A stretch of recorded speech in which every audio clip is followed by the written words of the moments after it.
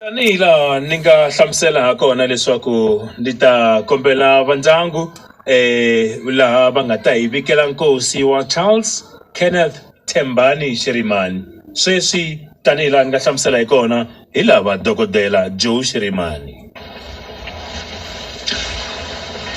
Ndza mi losa hinkwenu.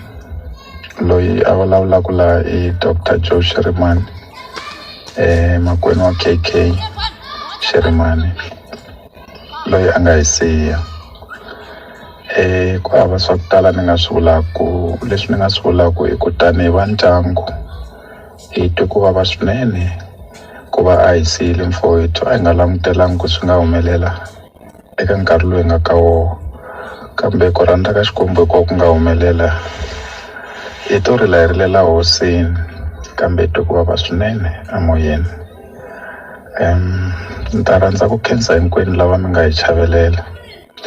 Ni ri hosi a yi mi katekisi, yi mi hlayisa. Hi ta n'wi veka hi Saturday the 13th May. Kereke yi ta va yi ri Sweet Waters Apostolic Church along the road ya Molefe Makinta kwala New Yesterdays. Vuxokoxoko bya ku tala mi ta byi kuma na le ka social media. Ni khensa na va Munghana Lonene ku va va nyike nkarhi wa ku hi tsundzuka mfowethu.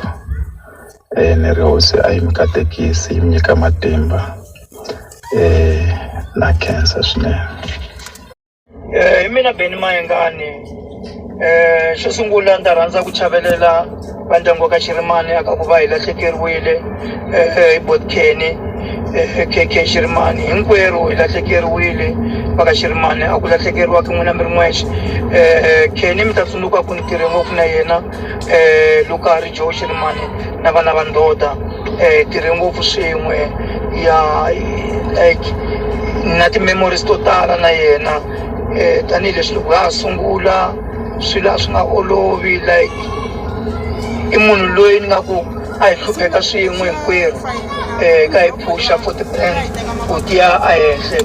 Ya mara leswi ni nga xi vulaka ku Kenny tlela kurhula mfo tlela kurhula rifu i ndzilikano kana a ri tluriwi.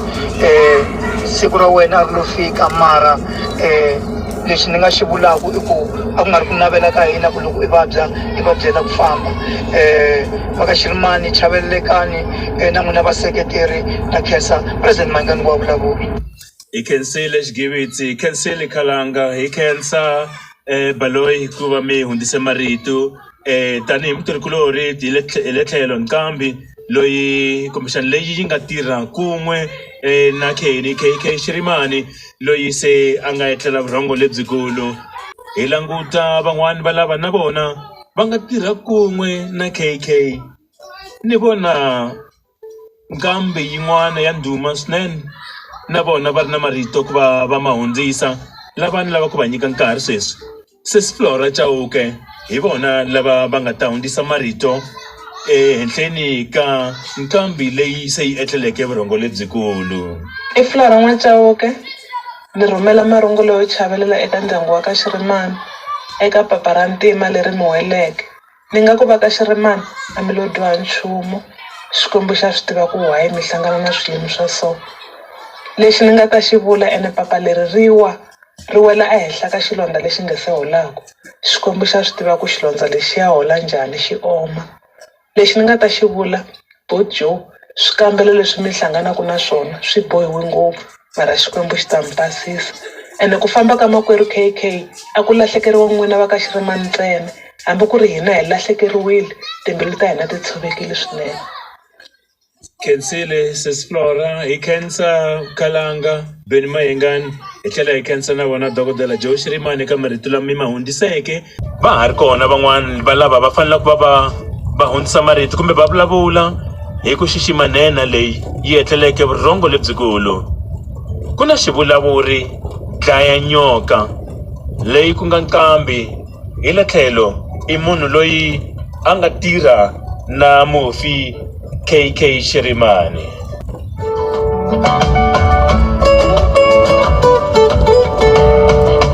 a yena Mlosa i dlaya nyoka loyi a vulavulaku hi mbilu ku tshoveka exika Butkeni hi lahlekeriwini swinene as swimbeleri swa music wa Xitsonga.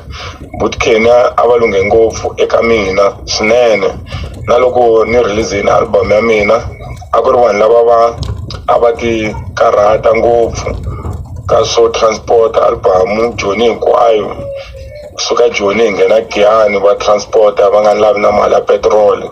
Butkeni tlhelani ku rhula ntimbani, ntirho n'wini vulavurini, timbilu ta hina ti tshoveke ngopfu hi ku siyiwa hi n'wina. A hi tivi ku ri hi ta endlisa ku yini ntimbani, mara tlhelani ku rhula ntimbani, tlhelani ku rhula ntimbani. Minge endzhaku ka loko ni teke dlaya nyoka ni teka mafamba ndi twa leswaku vona va yi tsundzuka njhani nena leyi ke. Ahee, i Mafamba. KK Shirimani ka mina a ku nga ha ri mutirhikuloni, cause loko ni vitana yena a ni ku Butkeni, so a ku ri buti ka mina. So rifu ra yena ri ni hlamarisini swinene ene ri ni vavise swinene, cause a nga rifu leri a ni ri languterile sweswi eka yena, a ni nga swi hleketanga no swi hleketa. So eka va muti ni nga ku no chavelelekani, ku lahlekeriwa ka n'wina ku lahlekeriwa ka hina, xilondzo lexi mi xi twaku hi lexi hi xi twaku na hina.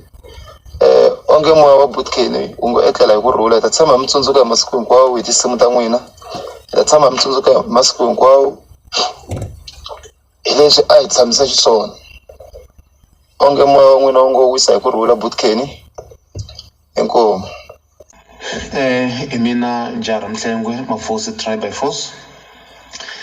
Ni rhandza ku tisa marito ya ku chavelela eka va ndyangu wa ka Shirimani eka papa ra ntima leri ri va weleke. A ni ta ku eka va ndyangu wa ka Shirimani swi tiveni leswaku xiyimo lexi mi nga ka xona a mi n'wexe, hi na n'wina, ni na n'wina. Ni tive KK malembe ndzhaku. Eka mina KK a ku ngo va muyimbeleri njhe, a swi hundza na le ka ku va muyimbeleri, a ku ri makwenu eka mina, a ku ri munhu loyi a hi dzumba swin'we, a ku ri munhu loyi a hi xuxa swin'we, a ku ri munhu loyi a hi dya swin'we, a ku ri munhu loyi a hi avelana mafenya swin'we. Se ni vaviseke swinene hi ku famba ka KK. Mi lahlekeriwile na hina hi lahlekeriwile, na mina ni lahlekeriwile. A ku ri munhu loyi a ni tshama nkarhi wun'wanyana loko ni twa ni lava ku n'wi fonela ni n'wi xeweta, loko ni lava ku WhatsApp ni lava ku tiva swin'wana a ni WhatsApp. So na mina tani hi Njara Mhlengwe Mafosi Tribe by Force ni lahlekeriwile swinene. Moni ku nakambe eka va ndyangu wa ka Shirimani, tiyani eka xiyimo lexiwani. A xi tsakisi na swintsanana, a xi tsakisi.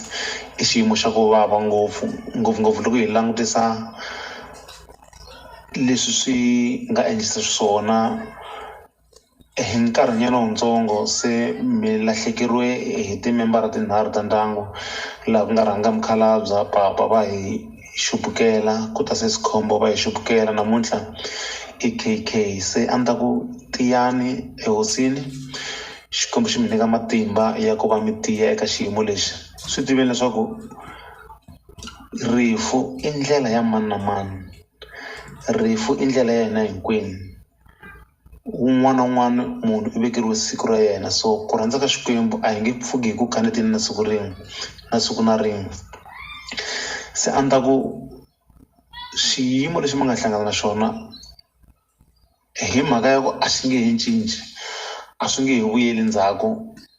Nchumu wu ri woxe kumbe nchumu wu ri wun'we lowu hi fanele ku va hi wu endla i ku va hi tidyondzisa ku hanya na xiyimo lexi, hi tidyondzisa ku va hi xi amukela hambi swi nga olovi, na ku tshemba ku Xikwembu xi ta mi pfuna ku va mi tiya eka khombo leri mi hlanganeke na rona tanihi ndyangu. Mkhulu Joe Shirimani ni mi tiva ku antswa, ni mi tiva, na swi tiva ku mi munhu wa mihloti swinene.